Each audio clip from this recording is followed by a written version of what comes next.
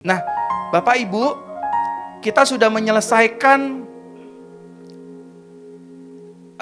materi khotbah penggembalaan kita tentang 7 kunci meraih kemenangan dan penuaian besar. Nah, hari ini kita akan melanjutkan di yang baru Bapak Ibu Saudara, tentang 7 penghalang dalam meraih kemenangan dan penuaian besar. Tema-tema ini sudah kita meetingkan bersama dengan tim penggembalaan dan bukan asal-asalan kita cap-cip-cup kembang kuncup. Setelah 7 penghalang kita akan berbicara tentang Jesus Series. Kita akan mengenal tentang Yesus, siapa Yesus kita. Jadi saudara terkasih dalam Tuhan, hari ini temanya kurang mengenakan. Hari ini penghalangnya adalah tentang dosa. Boleh diklik Milano. Penghalang pertama dalam kita meraih kemenangan dan penuaian besar adalah dosa. Saya merasa gak enak sama Bapak Ibu Saudara. Sudah 2 minggu gak ada, sekalinya nongol bawain khotbah tentang dosa lagi. Orang apa kayak berkat kayak kemenangan kayak penuaian kayak. Ini udah 2 minggu gak kelihatan batang hidungnya, sekalinya kelihatan ngomongin dosa. Ngakimin gua, abis deh nih gue. Ibu percaya ya, semangat ya. Itu tadi kesaksian bener loh. Kanker serviks sembuh loh. Ya. Kok dia bisa sembuh? Karena kita punya Tuhan Yesus. Ini air yang saya pegang-pegang dari tadi yang ada di mimbar buat ibu loh. Serius. Jadi mama gak boleh nyerah. Ya, tubuh kita bait Roh Kudus, bukan tempat sarang sakit penyakit. Hari ini semua kanker serviks itu sama seperti orang Makassar, mama juga sama terima. Akan dihancurkan. Nanti kalau ada yang keluar dari kelamin mama, biarin aja. Berarti mama sudah bebas. Nah, ini tema pertama saudara tentang penghalang pertama dalam kita meraih kemenangan dan penuaian besar, yaitu dosa. Saudara jangan underestimate saya. Ini berlaku bagi kita semua, bagi saya senior pastor di tempat ini, bagi gembala sidang Pastor Mega di tempat ini, bagi kita semua. Materi ini berlaku. Dengar baik-baik, handphonenya taruh dulu supaya kita ngerti saudara. Kenapa ya kok saya belum diberkati Tuhan ya? Kenapa ya saya masih begini dan begitu ya? Ini yang mau kita bahas bersama saudara. Ya. Mari kita lihat saudara, Kejadian 4 ayat ke-7 dikatakan demikian.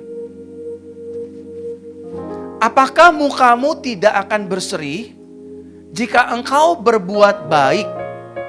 Tetapi jika engkau tidak berbuat baik, dosa sudah mengintip di depan pintu. Sama-sama katakan dengan saya, dosa sudah mengintip. Jadi dosa Bapak Ibu Saudara itu sedang apa bahasanya ya? Sedang memantau hidup kita, siapapun itu. Dari jauh dosa sudah mulai memantau hidup orang percaya. Dikatakan bahwa dosa sudah mengintip di depan pintu, ia sangat menggoda. Sama-sama katakan dengan saya, dosa itu menggoda. Benar gak saudara? Dosa itu menggoda saudara. Sangat menggoda dan memberikan bujuk rayu yang bisa membius saudara dan saya.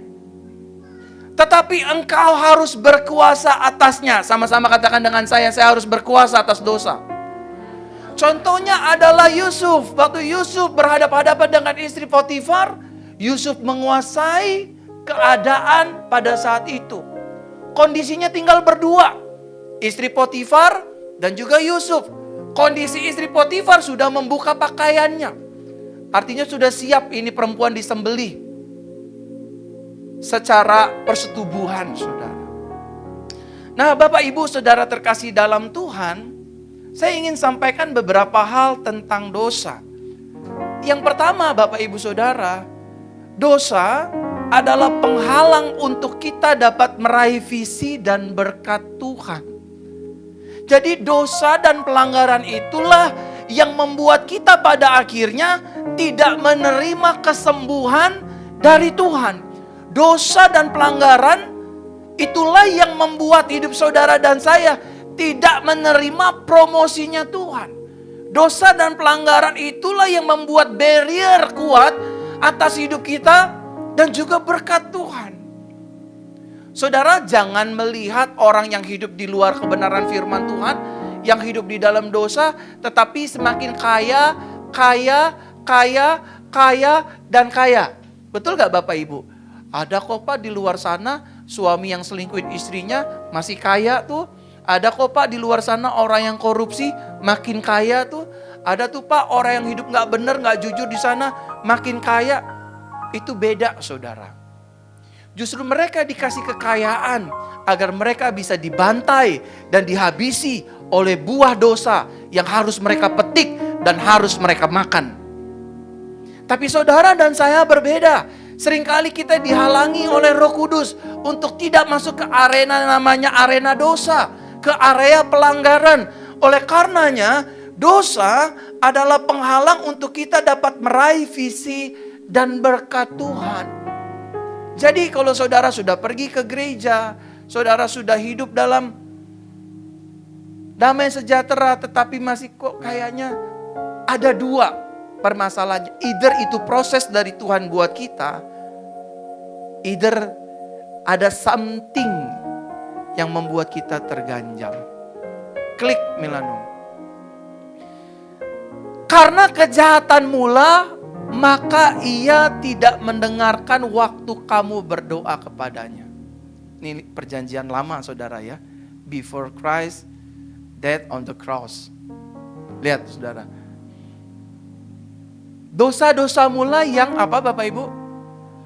Memisahkan kamu dari Tuhan. Jujur saya menyampaikan ini tuh kayaknya, aduh gimana ya. Ini firman sebelum Yesus mati di atas kayu salib. Saudara jangan tertuduh dengan firman ini ya. Oke? Firman ini ada waktu Yesus belum mati di atas kayu salib. Saudara jangan terhakimi dengan firman ini yang berkata, karena kejahatan mula maka ia tidak mendengarkan waktu kamu berdoa kepadanya. Dosa-dosa mula yang memisahkan kamu dari Tuhan. Status saudara dan saya setelah Yesus mati di atas kayu salib adalah orang yang sudah dibenarkan. Status saudara dan saya adalah orang yang sudah suci, kudus, mulia di pandangan Tuhan oleh karena darah Yesus dan tubuhnya yang terpecah di atas kayu salib. Dan seluruh kutuk dosa sudah Yesus tanggung. Dosa juga adalah senjata iblis yang paling mematikan untuk menyerang hidup manusia. Suka gak suka, terima gak terima. Salah satu senjata iblis, bahkan satu-satunya senjata iblis yang paling mematikan untuk menyerang hidup manusia adalah dosa. Mau contoh, cara iblis membunuh Adam dan Hawa dengan dosa, saudara. Mati itu orang. Sampai kita juga ikut-ikutan, saudara. Tapi puji Tuhannya, kita dihidupkan kembali oleh Tuhan Yesus yang mati di atas kayu salib. Tepuk tangan buat Yesus. Saudara, iblis itu akan membunuh siapapun dengan satu senjata yang namanya dosa. Makanya lihat ya, maaf ya, saya maaf ya saudara ya, mohon maaf ya. Suami yang selingkuh, istri yang selingkuh, rumah tangganya sedang dibunuh oleh iblis. Makanya hancur. Hancur saudara. Hancur. Kesalahan ini bukanlah hukuman Tuhan, tetapi ini adalah konsekuensi manusia yang hidup bersosialisasi. Selain ada hukum anugerah, dalam hidup ini ada hukum tabur tuai dan hukum moral. Kita diselamatkan karena anugerah dari kematian kekal. Tapi kita diserahkan dalam hukum tabur tuai dan moralitas. Siapa yang percaya dia sudah diselamatkan kalau mati masuk surga? Angkat tangan kanannya. Jangan setengah, angkat tangannya yang percaya. Siapa yang gak percaya kalau hari ini dia ketabrak di depan, cara matinya dengan ketabrak atau kecelakaan, gak masuk surga? Angkat tangan kanannya. Siapa yang gak ngerti kedua-dua perkataan saya? Angkat tangan. Yang gak ngerti bukan hanya angkat tangan, saya sarankan angkat kaki dari ruangan ini segera. Saudara, iblis itu membunuh manusia dengan senjata namanya dosa. Makanya orang yang lahir di luar Yesus orang yang lahir di luar Yesus. Sekali lagi saya ingatkan buat kita semua ya.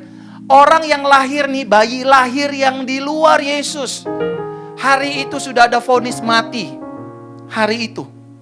Baik itu mati secara jasmani dan juga mati secara jiwa dan roh. Oleh karenanya Bapak Ibu Saudara, manusia butuh penolong. Dan maafkan saya, agama, amal baik, kebaikan, semua hati kita yang tulus untuk menolong orang lain tidak bisa melepaskan kita dari hukuman kematian tersebut. Yang bisa melepaskan saudara dan saya dari dosa adalah darah yang suci, nyawa yang suci. Pertanyaannya, siapa yang punya darah dan nyawa yang suci? Selain Dia yang turun dari sorga.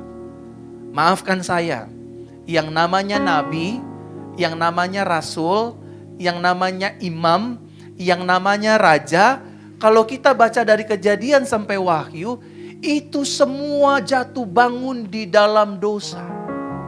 Betul gak Bapak Ibu? Kasih sama saya satu contoh aja.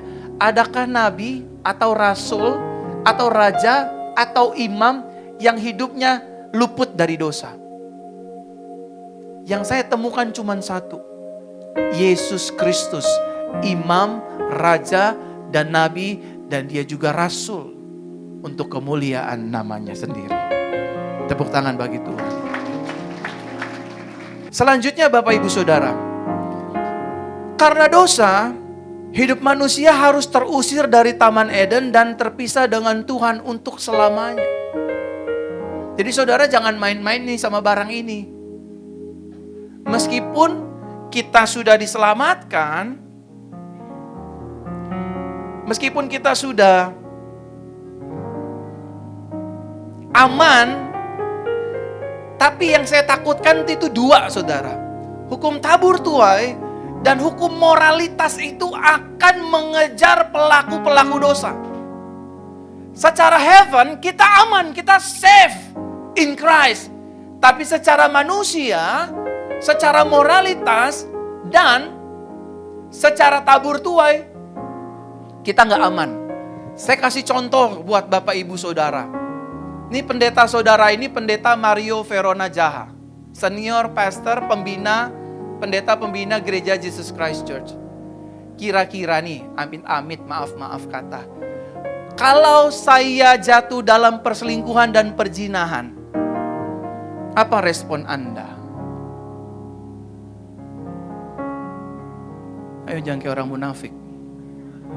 Apa respon manusia normalnya saudara?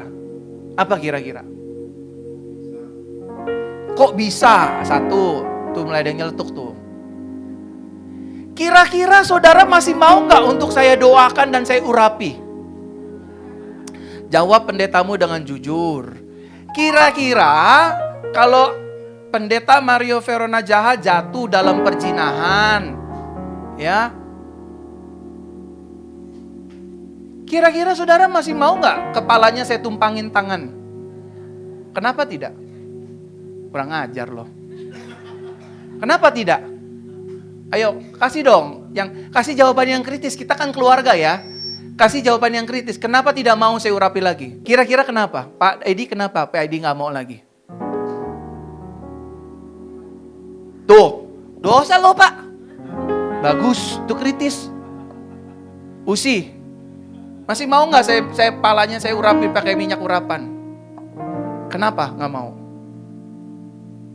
Ayo jawabannya jangan kayak orang rohani. Oh karena Tuhan Yesus tidak berkenan. Jawab aja. Jijik Pak, najis. Bu Ade kira-kira masih mau gak? Kalau pendetamu ini nih jatuhnya bukan sekali, berkali-kali. Kenapa gelek-gelek gini? Masih mau gak?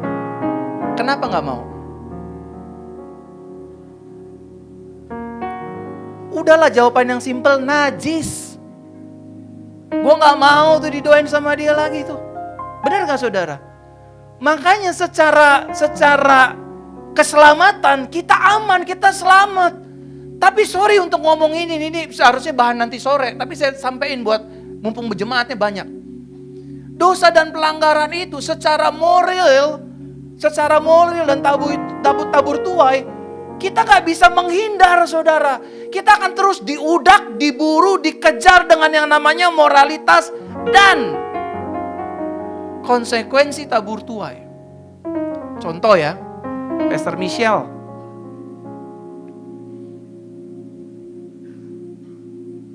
Gue doain Pak RT sebelah, namanya Haji Slamet. Udah punya bini anak 3. Pastor Michelle melakukan perselingkuhan, menjadi pelakor. Kira-kira saudara, orang akan kenal dia sebagai apa saudara? Pastor atau pelakor?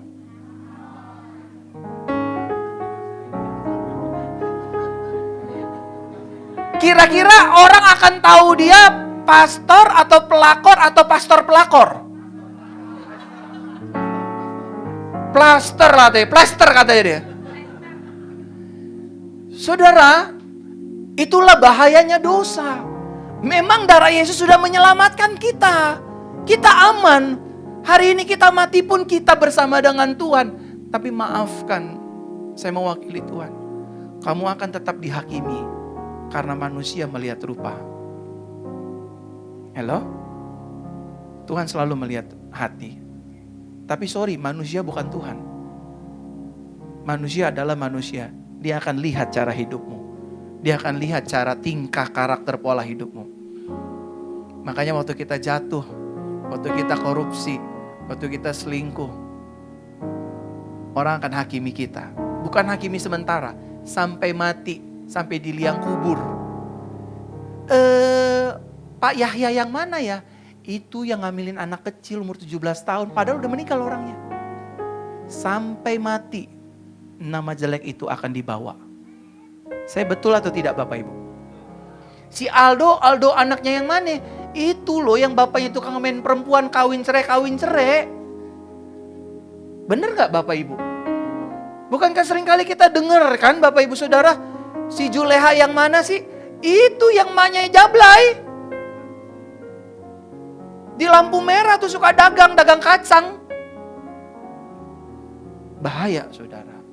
Makanya iblis pakai dosa tuh. Hendra yang mana? Tuh tukang tipu. Sampai mati loh tuh dibawa. Sampai sekolah kesian anak kita. Anak tukang tipu. Anak tukang tipu. Apalagi sekolah sekarang zaman bullying kan. Lehan anak tukang tipu. Padahal dia pendeta. Ngeri saudara. So, kalau saya boleh plesetin, don't play with sin.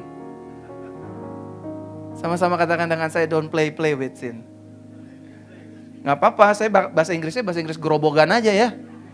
Bahasa Inggris nganjuk aja saudara. Selanjutnya, karena dosa hidup manusia terhukum dan harus mengalami kematian kekal. Tapi kabar baiknya ini udah diselesaikan. Ya, Yesus sudah selesaikan. Sama-sama katakan dengan saya, Yesus sudah selesaikan. Saya bawain materi ini kayaknya gak damai di hati saya deh. Karena saya sangat cinta sama saudara gitu loh. Cuman saya harus bawakan supaya saudara tuh jangan main judi lagi. Jangan main aneh-aneh lagi. Saudara, saya gak sengaja denger orang ibu-ibu ya. Saya gak sengaja ya denger ibu-ibu ya ngomong begini saudara. Saya sih gak mau menghakimi ya. Dia bilang begini, kesaksian lagi. Saya denger lagi kesaksiannya.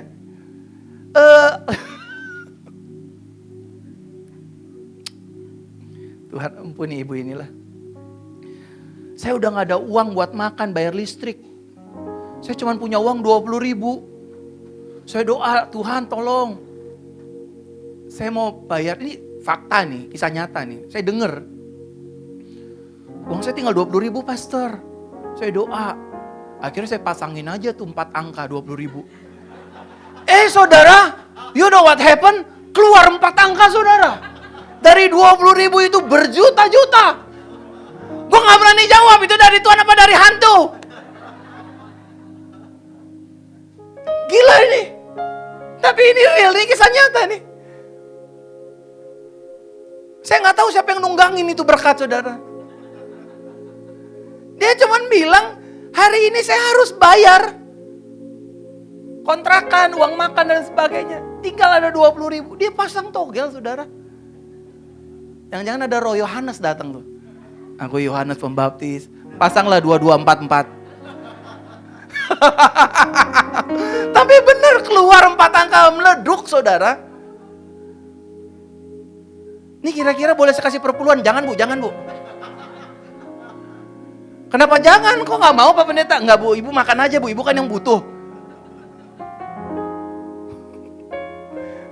20.000 jadi juta-jutaan. Aduh. Nah saya langsung masuk inti khotbah saya, 8 menit lagi. Ini attention or warning about sin. Peringatan keras tentang dosa. Saudara baca baik-baik, foto baik-baik. Ini real ini. Dosa selalu dilakukan secara tersembunyi. Tetapi jika dosa itu sudah menjadi matang, maka iblis akan menunjukkannya di depan muka umum. Pak, nggak ada orang yang melakukan seks di depan Grand Indonesia. Orang seks before marriage selalu dilakukan bisa di hotel-hotel, di kamar-kamar. Betul nggak Pak? Tidak ada orang yang korupsi, ingin merancangkan korupsi. Terus rencana dan rancangannya itu di live-kan di TikTok, itu nggak ada. Orang yang korupsi, orang yang jahat, orang yang selingkuh, orang yang culas, orang yang curang, selalu dilakukannya secara apa Bapak Ibu? Sembunyi-sembunyi. Ketika dosa itu sudah matang, saudara. Ketika pelanggaran itu sudah matang. Ketika kesalahan itu sudah matang. Ready or not, iblis akan blow up, saudara. Di depan umum. Saya mau ngomong ini khusus para pendeta. Dengarkan saya lewat video ini. Kalau hari ini kalian masih aman melakukan dosa, tidak ada satupun yang tahu. Hati-hati. Iblis tidak akan bunuh reputasimu saat ini. Tapi iblis akan membiarkan kamu terkenal terlebih dahulu. Hebat terlebih dahulu. Naik daun terlebih dahulu. Karena iblis tidak akan pernah membunuh orang-orang yang tanpa pengaruh besar. Ngerti?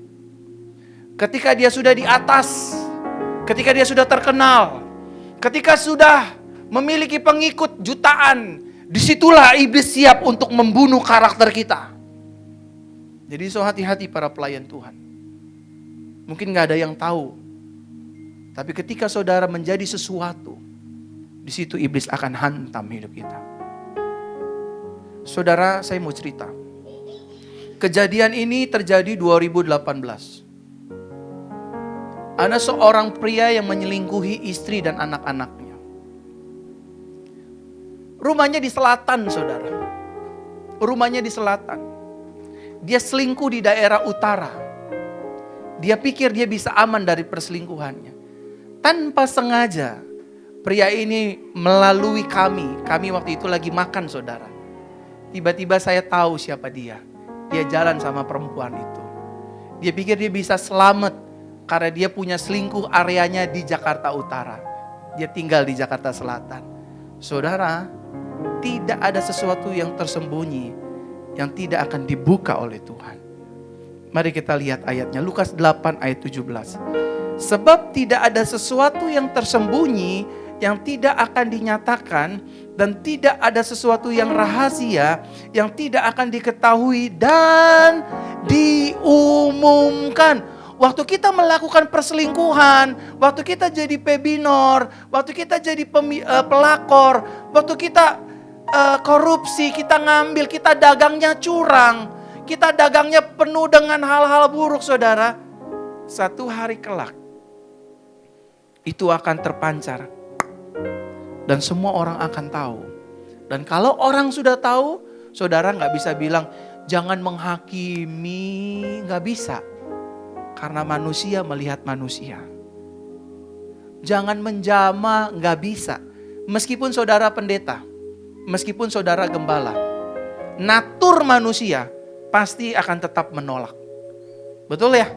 Betul ya saudara ya? Betul? Kalau saya ini tukang selingkuh sama Bu Yayu katakanlah.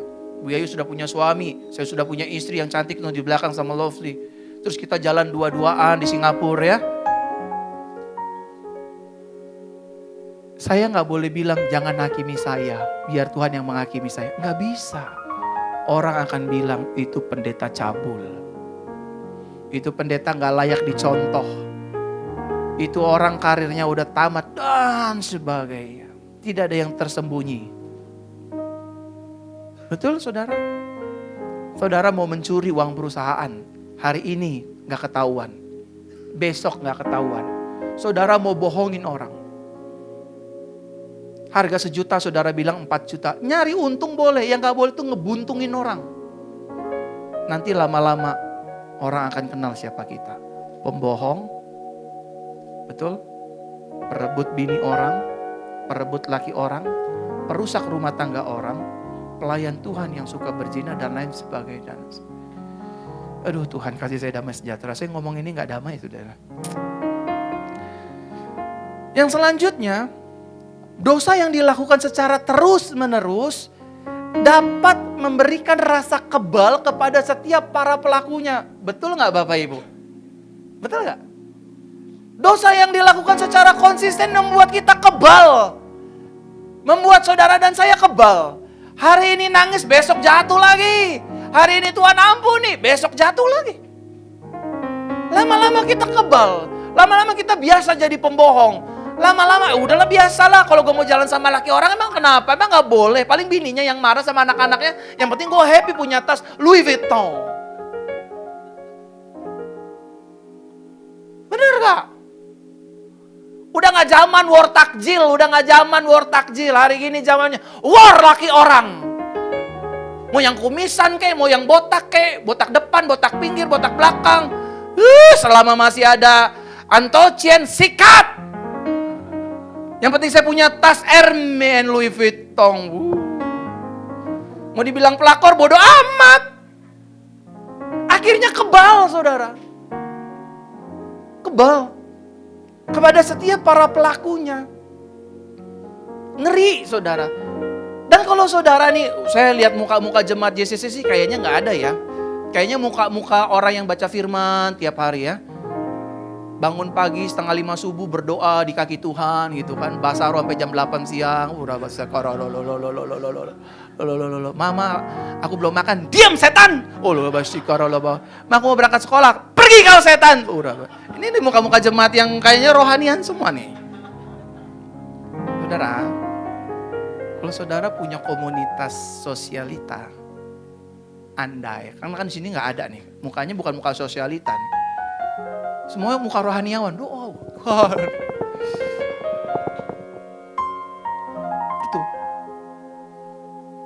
Itu. Oke, sabar ya. Kamu yang saya tengking. 5 menit. Itu saudara, orang yang sosialita rebut laki orang dan arisan berondong itu biasa. Betul gak? Oh iya saya lupa ya, kan gak pernah ya. Itu biasa Bapak Ibu. Lama-lama dosa bikin orang kebal. Yang selanjutnya saudara, dosa ini nih parah. Selalu mendatangkan intimidasi kepada setiap para pelakunya. Betul ya? Betul. Saya punya kesalahan tahun 2012. Saya punya kesalahan tahun 2012 aja kadang-kadang masih suka datang loh di otak saya. 2012 lama tuh. Sekarang 2024 udah berapa tahun tuh? 10 tahun, 12 tahun. Lewat.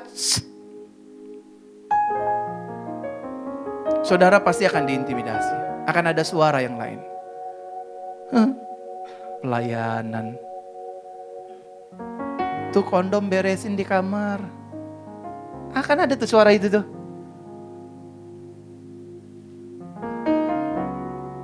Khotbah. Lu pergi ke toilet, dengar suaranya. Bapak.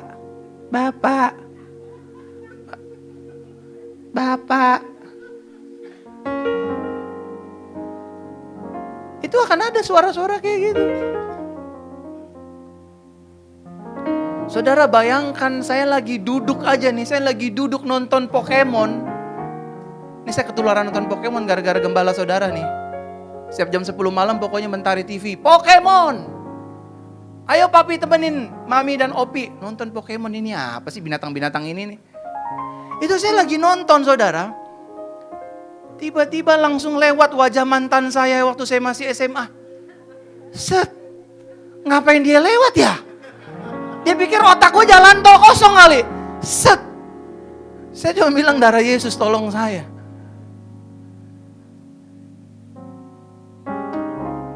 Nih saya tutup dengan kesaksian ini. Minggu lalu saya sama Ibu Nanita sama Ibu Elizabeth pergi ke Makassar. KKR di sesi terakhir. Ada ribuan orang yang hadir. Ini pengalaman nih seumur hidup saya melayani jadi pendeta nih. Seumur hidup ini baru terjadi satu kali. Sampai hari ini itu masih membekas dan membayangi saya. Saya lagi doa saudara. Ini cewek-cewek semua nih. Saya udah pisah cewek-cewek di kiri, cowok-cowok di kanan. Makanya saya banyakin di kanan dulu. Tapi cewek-ceweknya udah mana nih di kanan melulu nih, kok gak datang-datang ke kiri? Karena saya udah percayain Ibu Elizabeth sama Bu Nanita sama Pastor Elisa teman saya. Lu doain yang kiri, saya yang kanan ya. Saya udah tahu nih, saya udah ngintip-ngintip. Wah ini kayaknya udah haus nih. Ciwi-ciwi, kalau kata orang Manado ciwi-ciwi udah haus dan lapar nih. Haus akan jamahan Tuhan gitu kan. Udah deh, akhirnya udah selesai cowok, ada sekitar 500 cowok. Udah saya doain, pria-pria semua udah. Udah saya baru ke sini, wah yang sono udah datang tuh kayak air bah tuh saudara datang rame-rame. Nah waktu dia datang saudara, waktu saya doain satu-satu, saudara tahu apa yang terjadi? Ada seorang pemudi, perempuan masih muda tuh umur 21 sampai 22 kalau nggak salah. Itu waktu saya habis numpangin tangan begini, saya nengok ke sebelah kanan saudara begini. Atau katakanlah dari kanan saya nengok ke sebelah kiri begini. Tahu saudara apa yang terjadi? Ada perempuan muda. Tingginya kayak adik ipar saya, Melin. Itu cantik. Bodinya, wuduh Tuhan Yesus tolong. Ajib. Ajib, atas bawah isi semua. Ini bukan sembarang lontong nih saudara. Ini lontong padat saudara. Kalau ibarat bacang bukan bacang kampung saudara. Ini bacang isi babi plus mie ada di dalamnya. Itu ya ampun saudara, kan saya lagi pakai sepatu yang 3 cm tambah tinggi biar kayak saya berjenjang gitu ya. Ini perempuan segini saudara. Itu tahu apa yang dia lakukan sama saya? Begini di tengah kerumunan ratusan dan ribuan orang begini.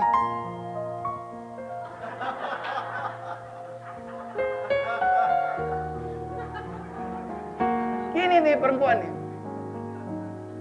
Itu face to face, jaraknya mending jauh. Jaraknya segini. Coba sini deh. Sini, Ci. Mau. Oke. Enggak, Om enggak godain kamu. Om udah punya istri, tenang aja. Itu saudara jaraknya dekat banget. Gilbert aja deh, pinjem deh. Jangan ada yang videoin lagi. Pendeta gua homo. Dosa lu. Ini segini jaraknya saudara nih. Saya bilang, kamu mau didoain apa? Begini aja.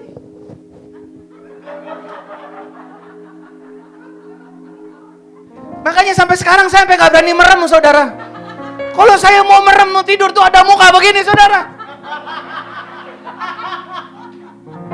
Saya bilang sayang masuk ke alam sadar saya sayang. Masuk. Saya bilang sama istri saya, kalau gak masuk nih perempuan nih rada-rada nih. Saudara saya belasan puluhan tahun saya jadi pendeta gak pernah diginiin. Tiba-tiba ada bocah Bapak Ibu umur 21, 22 itu cantik. Itu atasnya padat, bawahnya aduh lebih padat saudara. Tuhan Yesus tolong saya hambamu ini. Itu sampai semua perempuan ketawa. Tapi dia tetap anteng saudara, anteng liatin muka pendeta saudara ini. Saya bilang kamu kenapa? Kan saya kan punya mata, nggak buta. Gue bilang, udah bibirnya tebal, saya turun ke bawah. Aduh Tuhan Yesus. Saya makin turun ke bawah, makin jadi, saya bilang. Dia pakai kaos-kaos yang ketat lagi saudara. Saya bilang, aduh Gunung Hermon udah kelihatan. Ngeri saudara. Saya udah mau nyanyi aja tuh. Oh betapa indahnya. Oh betapa eloknya. Tapi itu penuh orang saudara.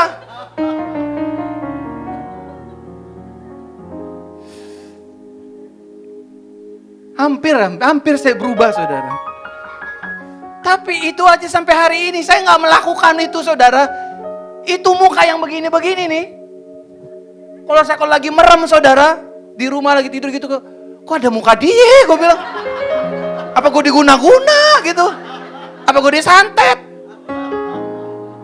Tuhan Yesus, bener. Gue kacau saudara. Saya kan pendeta saudara ya, saya ngomong jujur gitu. Kita diintimidasi. Jangan main-main sama dosa. Oke? Kalau kata bahasa Inggrisnya Grobogan, don't play with sin. Tuhan berkati.